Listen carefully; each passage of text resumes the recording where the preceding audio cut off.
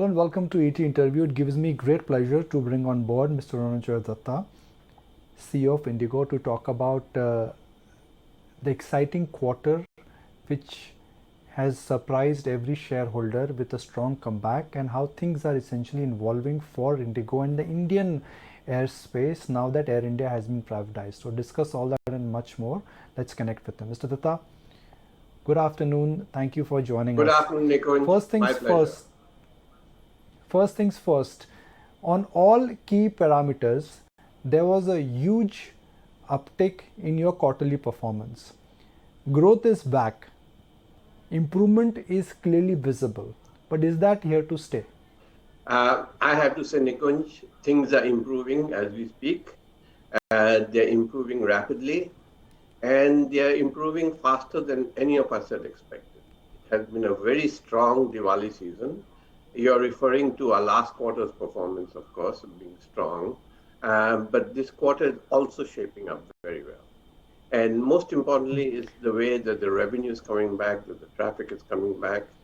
Just to give you some broad parameters, as we speak domestically, our capacity now is higher than it was pre-COVID. Our load factors on certain days, and it's a volatile market, so yes, weekends are strong, Tuesday, Wednesday is a week. But over the weekends, we're getting 85% load factor. So yes, traffic is coming back quite rapidly. International continues to be a challenge. We have some good inroads into Dubai, Doha, places like that. Very eager for Saudi Arabia, Singapore, Thailand to open up. So international is the one thing that's going slower than expected. But again, I'm optimistic that things will turn around by December. The current quarter, which is the last quarter of the calendar year, is always the peak quarter for the airline industry. You travel more, there is a holiday season.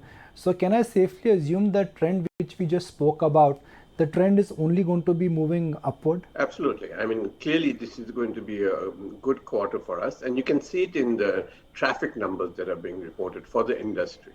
I think everyone's doing well. Airports are busy. Airports, in fact, are congested. So the Indian consumer, as far as air travel is concerned. The chink in the armor, I won't say chink in the armor, but the crack here is that what's happened to crude prices. That accounts for nearly 1/3 of the total cost for an airline industry.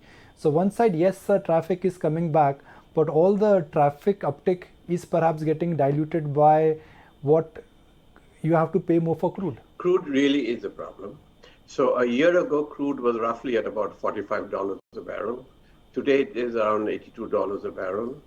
So crude, as you rightly point out, really has hurt us on the cost side. So we are looking at the trajectory of losses. And we're not saying that, oh, we're getting into profit. We're just saying our losses are reducing fast. But we're still not looking for profits at this quarter or anything like that. So can I safely interpret from your comment and your answer that yes, traffic is coming back, but at an operating level, unfortunately, because of high crude prices, you have not hit a break even? That is absolutely correct. That is absolutely. That's a good summary. Competition is going to be increasing. The landscape is going to be changing. Air India now has been acquired by Tata's. I know the standard answer of any CEO is that we welcome the competition, but competition is always good for the consumer and never good for the shareholders. I wouldn't give you my standard answer. I'll give you more than the standard. And my answer is that I'm very happy that Air India got divested. I'm very happy that the Tata Group is picking them up, because I think it is good for the country. It's good for the country to have a divestment like this work. It's good for the aviation sector, and it's good for India. And why is it good for the aviation sector? India really is not carrying its traffic. And if you look at what's happening around India, the big hubs are, let's say, Dubai and Singapore. And they carry the traffic of the region. There's no reason why Delhi or Mumbai can't be a competitor to both Dubai and Singapore. But we can't do it alone. We, Indigo, as you know, are a narrow body operator. We are looking domestically, of course, that's a primary market. We're looking internationally at a 6 to 7 hour range. But what about the New Yorks and the US cities and Tokyo and so forth? We need a wide body operator, which Air India and Vistara is. And therefore, I think that's excellent to have this sort of complementary role where we do part of the world, they do part of the world. As you know, we are a low cost carrier, they're a full service carrier, so there's enough separation between us. At the same time, the bigger issue here is that 80% or 75 to 80% of costs for all airlines in India are in dollars. Why? Because we lease aircraft from outside in dollars, we pay for fuel. Importantly, we pay for maintenance costs in dollars. Now, having this ecosystem develop with two strong players, Indigo and Air India, with both of us growing, with both of us requiring maintenance work, both of us requiring aircraft leasing, I think the ecosystem becomes very stronger. And therefore, I say that this is also good for Indigo. So it's a win-win on all three counts. Good for the nation, good for aviation, good for Indigo. But if I could just talk about the market share, what you have, the market share of 50% plus does give you a dominant edge.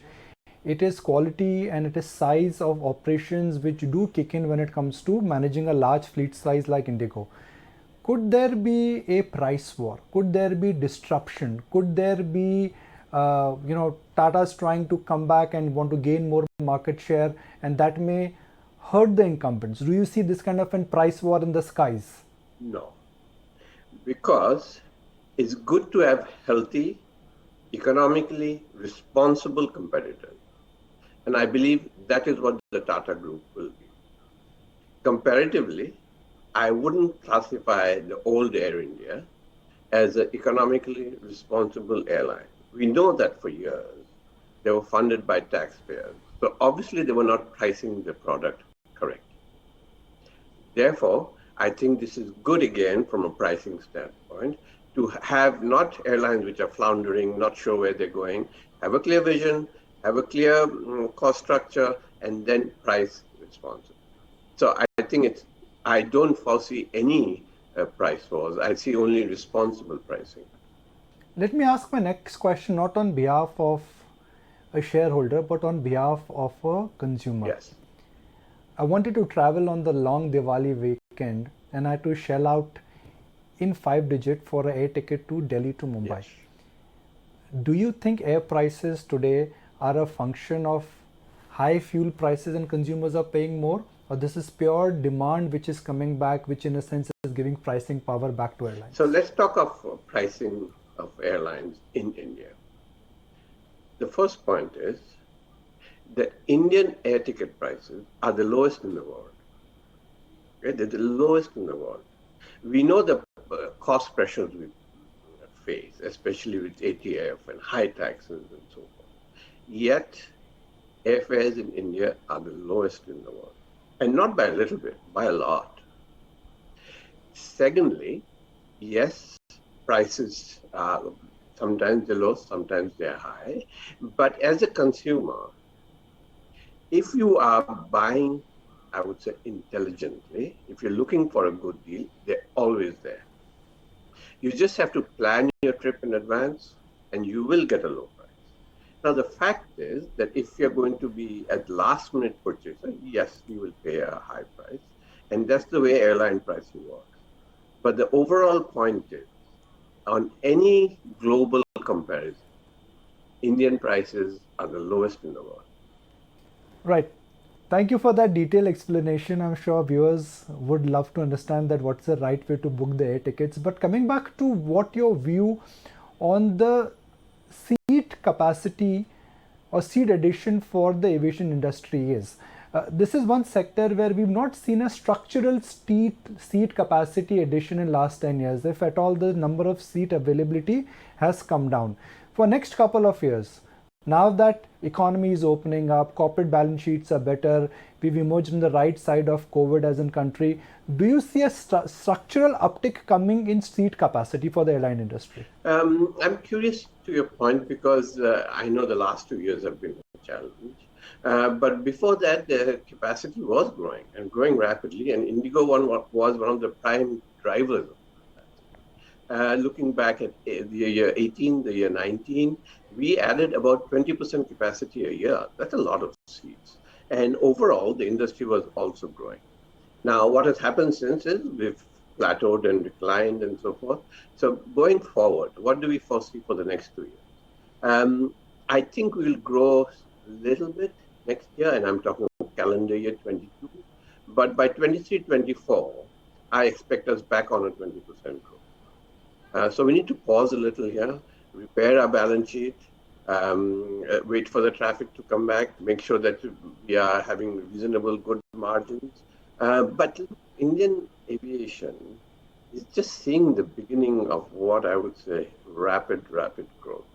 You can just see it all around you. People are traveling more, people are traveling longer distances, families are more dispersed all over the country, families are dispersed all over the globe. Indian businesses are doing business or transacting business all over the world. We have good, strong inbound tourism, whether it's for medical tourism or for education tourism. You can call it by any name, but there's a lot of interest in coming to India. And we don't have a good network and hub structure to serve all these people. So, of course, we're going to grow, and of course, we'll do the right thing. And yes, I think the aviation industry is just in the beginning of rapid growth. Mr. Datta, Indigo has been a storm survivor, and I'm saying it literally because COVID was a tough and a very rough period for the airline industry, but Indigo, because of the strength of its balance sheet, has emerged as a clear winner. So when you look at the COVID experience, the cost rationalization which you've taken, the kind of systems and technology processes which you've adopted, not that things are normalizing, what would be that real reboot at an operating level which in a sense was, you were forced to adopt it, but that is something which becomes a permanent saving for you or a permanent process for you? So when we got into COVID, no one knew how long it was going to last. And we were shut down, literally shut down. Yet we were all coming to work and like, okay, there are no planes flying. What do we do? And we said, let's spend the time, look every one of our processes, and make sure we come out of this crisis stronger than when we went in. And all the metrics says that's exactly what we've done. We are running a much better airline. As you know, we are now number 3 in the world in terms of punctuality. When it comes to customer complaints, when it comes to mishandled bags, we are one of the lowest in the world again. When it comes to digitization, when it comes to contactless travel, when it comes to process cost reduction, we've gone through all that through the last 18 years, and we've emerged stronger on every measure. In addition, we found new sources of revenue. The 2 most important ones being charter and cargo. So we were always a scheduled airline. And scheduled airlines work differently from charter operations. They have long lead times in terms of slots and crew rostering and all that. But we transformed ourselves overnight and said, let's become a charter operator.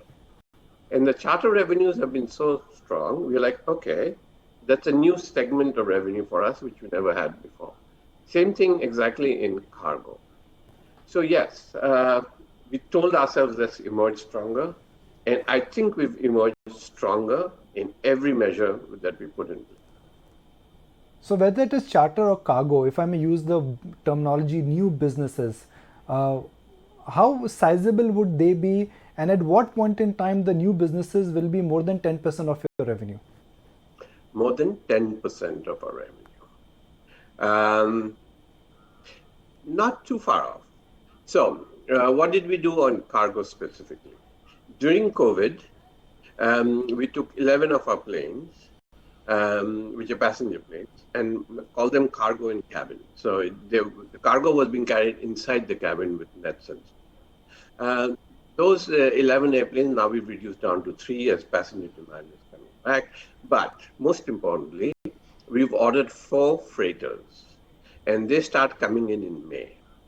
And the reason cargo is a good, again, a different business to be in, if you will, is because of the structural changes that have taken place in the cargo world. Cargo was mostly carried by wide body in the belly. And now those wide bodies are not flying as much. That's one. The Indian government has made some regulatory changes when it comes to cargo. And on top of that, as you know, there's a lot of disruption in the shipping business and so forth. So all these factors are coming together and making cargo a very strong component of revenue. Specifically, we think our geography gives us a lot of advantage because there are countries around us which are actually export driven. The two examples being Bangladesh and Vietnam. And they used to rely on this wide body belly capacity to do the export business, and now they don't have it. So India does become a good transshipment point, which is why we are very bullish on the future of cargo. Mr. Datta, the average crude cost for Indigo for the quarter gone by was about 73. For this quarter, crude has been stubbornly above $80 per barrel. So what is that sweet spot where crude has to come down and yields have to converge so that your cash burn actually is not happening? Yes. So, as you said, both need to happen. Now, as we put more capacity in the air, setting aside the crude costs, our costs do come down. They obviously spread over a bigger capacity. Secondly, remember that we are getting rid of all our old classic airplanes and replacing them with the new Neos. And the Neos burn 15% less fuel. So just if crude remains flat, wherever it is at, just this substitution effect of fuel-efficient Neos replacing classics reduces our fuel cost. On the revenue side, clearly we have to work on all fronts.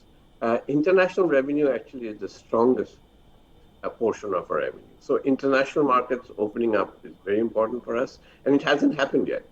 So when we say, okay, we are where we are, what do we see improving as we go forward?